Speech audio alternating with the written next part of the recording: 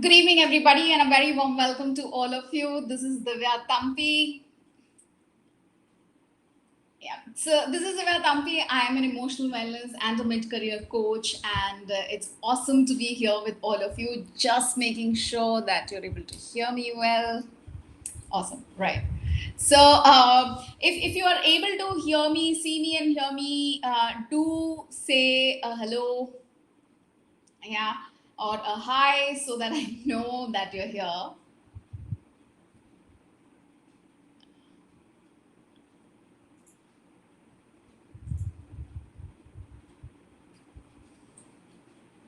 Okay. So it's a lovely Friday evening. Probably a lot of us are getting ready for the weekend, and already the holiday season has started. And we have come up with this today. We have this topic, which is: should I be a freelancer, consultant, solopreneur, or entrepreneur? Okay. I just want to make sure that I have the right camera on.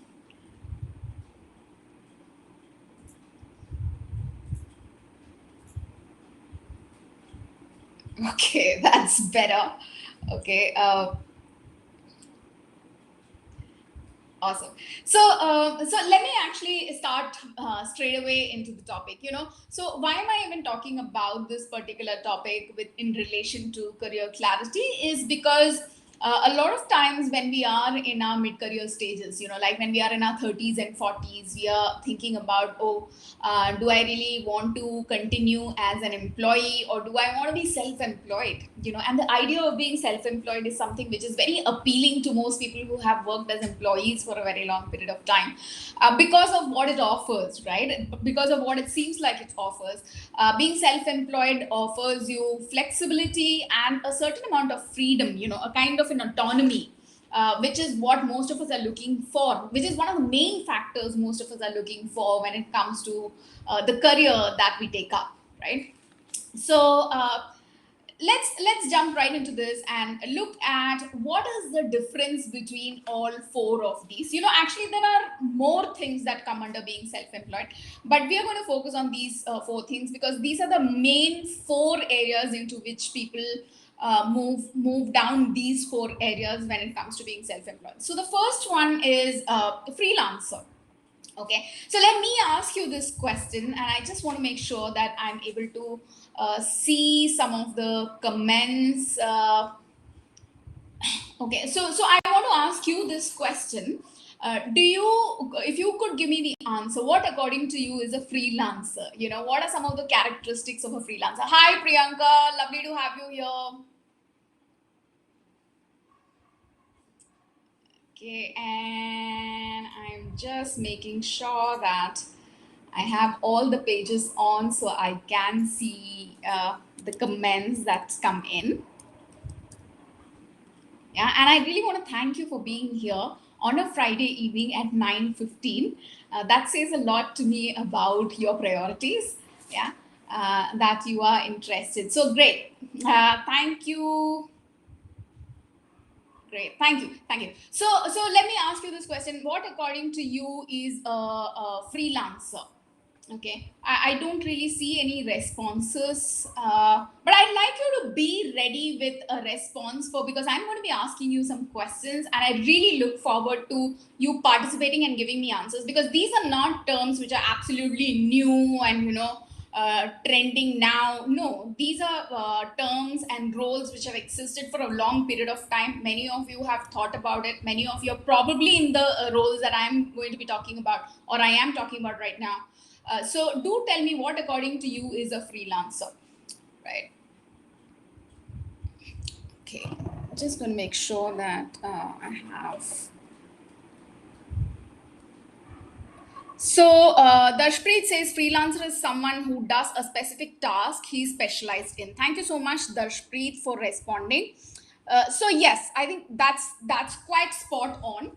Okay, so freelancer is somebody who basically exchanges their talent or exchanges their time for money. Okay, now a freelancer is somebody who is not working for, is not kind of committed to any particular organization, and the work that they do for the other person or the other organization is generally not very long term. It is generally short term. Another thing is, so Darshpreet says someone can outsource a small task to someone. Yes, absolutely, and that is what most of us use freelance services for. So some examples of freelancing would be, somebody who's a journalist could be a freelancer. Somebody who is, into digital marketing, for example, they help other people run campaigns, digital marketing campaigns on social media, and that could be on a freelance basis. A lot of writing, copywriting, etc., happens on freelance basis. Personally, when I wanted to design the logo for my company, then I went to a freelancer, and there are a lot of platforms like freelancer.com. I'm forgetting the names of freelancer.com, fiverr.com, okay, upwork.com. These are some of the platforms which are available today. In fact, they've become very, very popular, where a lot of people offer their services on a freelance basis. So the thing with freelance is that the individual's time is spent for the work that is being done. And the moment the individual stops seeking business or seeking work, and stops doing work, the money dries up. So it is something that you have to be continuously on. You have to be continuously looking for customers, continuously looking for work, so that you can sustain the income that you would like to sustain. So Priyanka says someone who takes on clients independently and works for short or long-term projects as per the client's requirement. Darshpreet gave an example of web development. Thank you so much for that, Darshpreet. Yes, okay, you guys are spot on. So, it seems like everybody kind of knows what a freelancer is about. Now, I think what will really help is also to get an understanding of what is the difference between a freelancer and, let's say, a consultant. Okay, so now let's move on to consultant. Who is a consultant? Consultant is somebody who basically works on short projects. Okay, when I say short, it may not be very short, like a day or two, but generally it may be something like a week, sometimes it is a month. Okay, but consulting is something which is done by a person who has a certain amount of expertise and who is seen as an expert in their area. Right? For example, somebody may be a consultant in the area of business strategy. Somebody may be a consultant in the area of finance. Somebody may be a legal consultant. Okay, so you get paid as a consultant for your expertise, which means you come in to provide, to kind of analyze, to assess the situation that the organization may be going through, and then you give your advice. Okay, you suggest possible strategies that they could use. You suggest possible pathways that they could take. And the thing is, generally, by definition, consultant is not somebody who will implement those ideas. Consultant is somebody who will give the expertise and come out. For example, I did like a 2-year course from IIM Bangalore. And in that executive program, many of the professors who were teaching us in the institute were also consultants. So they were consulting with many organizations. So again, if you are a consultant, you could be working simultaneously with multiple organizations, or you could be working with one organization at a time. Generally, the contracts are not very long. However, let me also say that as a consultant, if you take on the part of the job which also involves implementation. For example, if somebody is an organizational development consultant, they could also take on the contracts. They say that, that I will help you implement this organization development strategy that I have advised. If they take that project on, then they are actually taking on a contract. So actually there is one more self-employability possibility, which is called a contractor. Okay, so when a consultant takes on the implementation part of that whole work, then they actually move into what we refer to as a contractor. So they may be a consultant plus a contractor, and a lot of consultants end up doing both parts, so where they give advice and they also help with the implementation of the process, wherein they may actually outsource another team who will help with the implementation, or they will lead the project, wherein the company may have an internal team of their own and the consultant leads the project. Okay, great. Thank you, Priyanka. Thank you, Darshpreet, so much for those responses. With that, let's move on to the third one, okay, which is entrepreneurs. Okay, so I'd love to hear what you think is the definition of an entrepreneur. So waiting to hear from you, who according to you is an entrepreneur. Okay, and while you are giving me the response, here's something that I want to share with you. Yeah. So I yesterday actually mentioned something called a career clarity boot camp that I plan to be doing in the month of January. In the first half, we would be starting. So it's like a week long boot camp. Boot camp as in a workshop, you know. So it's spread over a period of 7 days, and every day we'd be spending anywhere between an hour and a half or 2 hours. And this would be online. So a 7-day program with approximately 1.5 hours each day, and we'll be starting in the somewhere in the first half of January. If you are interested in knowing more about this program, yeah, so if you are interested in knowing more about this program, do fill up this form, okay, so that I have your contact details and I can send you all the details of the program once the details have been finalized. Okay, so do fill up this. It's a very simple form where you have to fill up your name and email address and such. Okay, so coming back to the question of Priyanka says, yes, a friend of mine has a business consultancy, so they also make websites and apps for their clients. Okay, Priyanka, I'm just going to make sure that the phone is a little up so I can. Entrepreneur is a laborer. Darshpreet. Okay, that's very interesting. So, yes, Priyanka says that they also make websites, apps for their clients sometimes. Okay, great. Yeah. So you see, Priyanka, there seems to be an overlap between somebody who's a freelancer, and then it sounds like, okay, there's entrepreneur also does similar things. So while the task could be very similar, by definition, an entrepreneur is somebody who starts a business, okay, and is willing to take a high level of risk so that they can get a high level of returns on their investment and the risk that they take.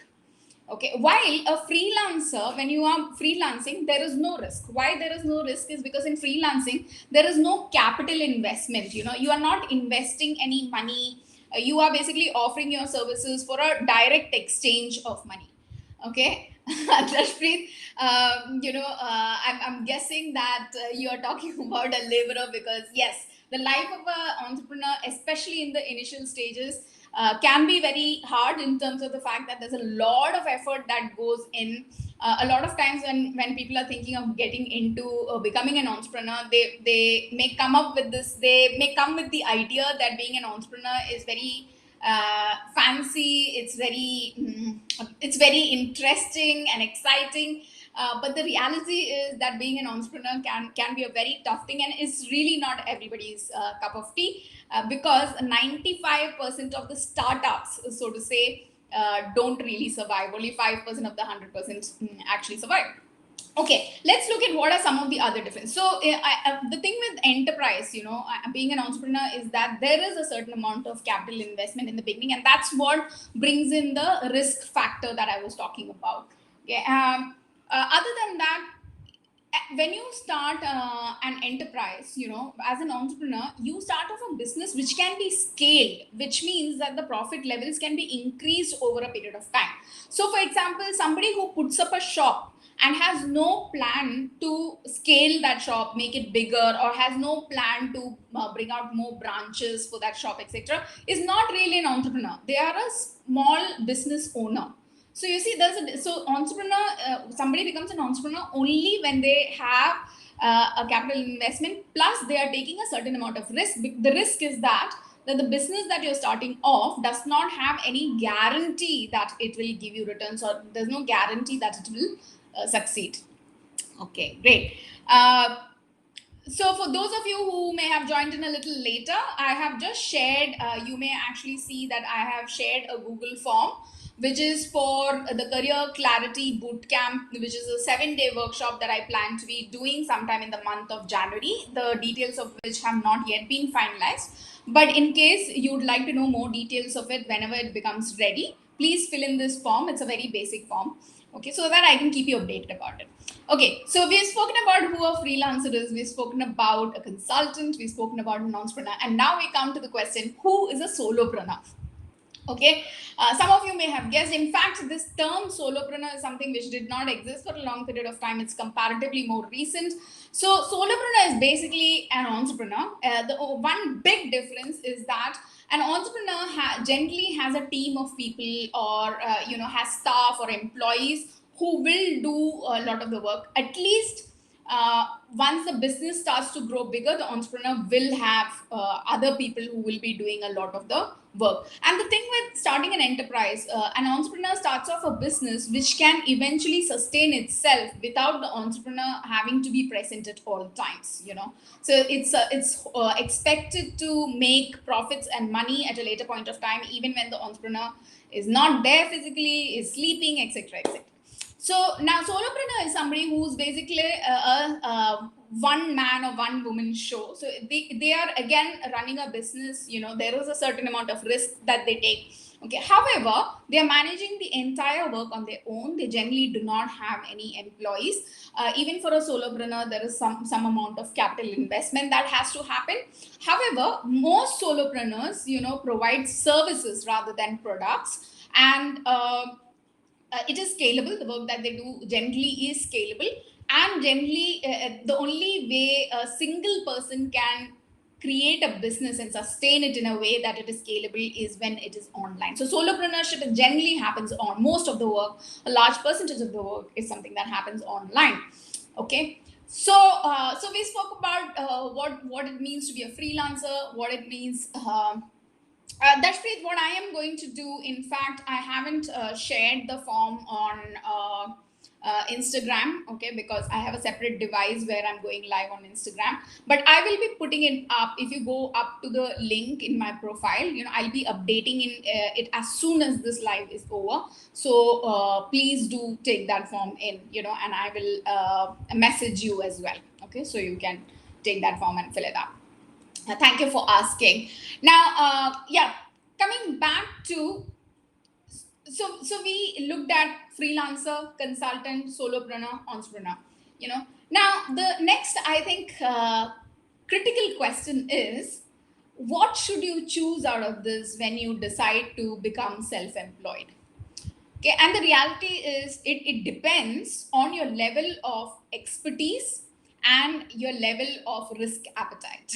Okay, so the first condition is expertise. Okay, and the kind of expertise that you have. So for example, if your expertise lies in writing, okay, then consulting may not be your thing. Okay, so for example, you could become a copywriter, you could become a technical writer, you could become a book writer, ghost writer, whatever, but that's basically freelancing, right? What is expertise is when you have expertise in an area where you have worked in that area for a certain period of time, you're seen as an expert, and then people call on you to give them advice. That is when you become a consultant. Now, if you are making a career shift, from okay, thank you for letting me know that, Darshpreet. I'm not sure why that is. Okay, but I'll check it up as soon as this is done. Okay, I don't think I can restart this now. Yeah. Okay, so I was saying that, yeah, so you start off generally, if you are new in the for example, if you're a mid-career professional and you are deciding to kind of switch over to a new area, new career, then it may be easier for you to start off as a freelancer. It may be easier for you to try out, even you can do entrepreneurship and solopreneurship. However, the easiest thing for you to start off with is being a freelancer, because the risk level of being a freelancer is much lesser, and you can use some elements of the expertise you have had from the previous career to be able to start something off.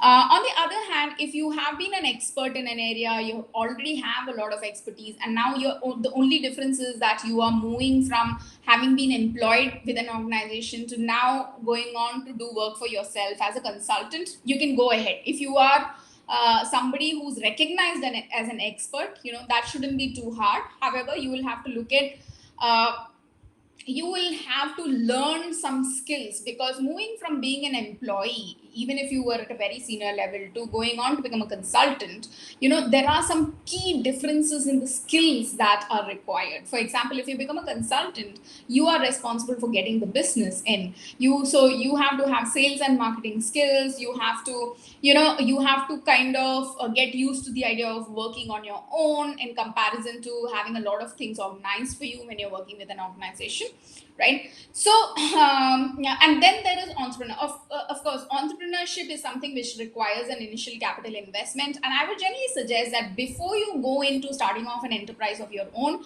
you may definitely want to carry out some career experiments in terms of doing some freelancing work, some pro bono work, which means you offer your services free of charge to people who may need them, so that you can actually get some experience, so that you get a taste of what that feels like before you take any large risk.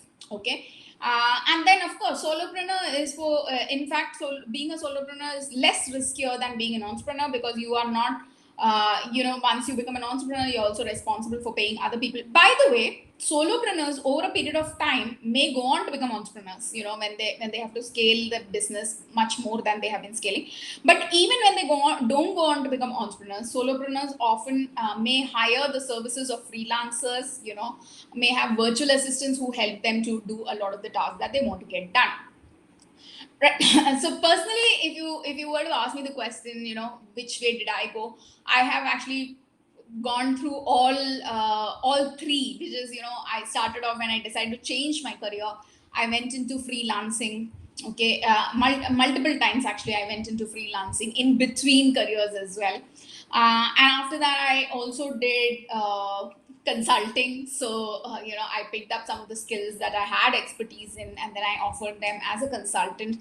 And I also currently I work as a solopreneur. So currently, in fact, I do a combination of freelancing, consulting, and solopreneurship. Yeah. So that's what it's been like. And chances are, if you're looking at changing careers, exploring new careers, etc., you may have to do a combination of all these things that we have spoken about. Okay. Or the easiest way maybe to start off with freelancing, if it is possible, in the kind of skill that you have. And then from there, because as you carry out, do something in the real world, is when you become aware of, okay, what are some other things I may be able to do, what are some avenues which are open for me to try out, etc. Okay, so with that, we have come to the end of today's session. Okay, so today we spoke about what is the difference between a freelancer, a consultant, a solopreneur, and an entrepreneur, and what should you choose between these four. I hope you've got answers to some of these questions. It is absolute pleasure to have all of you here. Thanks a ton, and I'll be seeing you again tomorrow with a new topic. So till then, this is Divya Tampi signing off. Dashpreet says email section twice. Thank you for highlighting that, Dashpreet. I'll make sure that that's taken off. Yeah. Bye for now.